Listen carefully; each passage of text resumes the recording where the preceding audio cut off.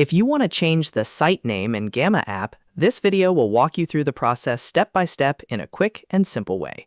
Whether you're editing a personal project, a business page, or a draft site, changing the site name helps keep everything organized and makes your site look more professional. And if this tutorial helps you out, don't forget to hit like and subscribe for more easy app guides just like this. All right, let's jump in. First, open your Gamma site project from your dashboard. Make sure you're inside the exact site you want to rename, because any changes you make here will apply to that specific project. Once the site opens, look for the three-dot menu or the Site Options button, usually found near the top area of the page. This menu gives you access to extra settings and controls for your site.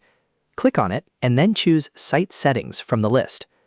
Inside the Site Settings panel, you'll want to look for the Site Name field.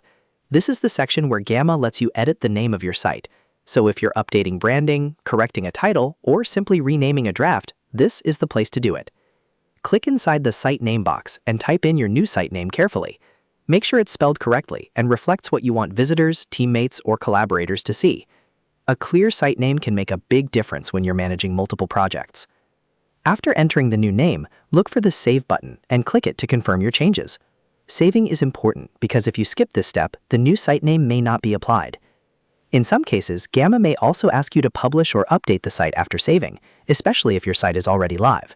If that happens, go ahead and publish the update so the new name appears on the active version of your site. After that, your Gamma site name will be updated successfully. You can now go back to your dashboard or preview the site to make sure everything looks right. This is a really useful little change, especially when you want your project to stay neat, professional, and easy to recognize. If you found this helpful, make sure to give the video a thumbs up and subscribe for more step-by-step tutorials. Thanks for watching, and I'll see you in the next one.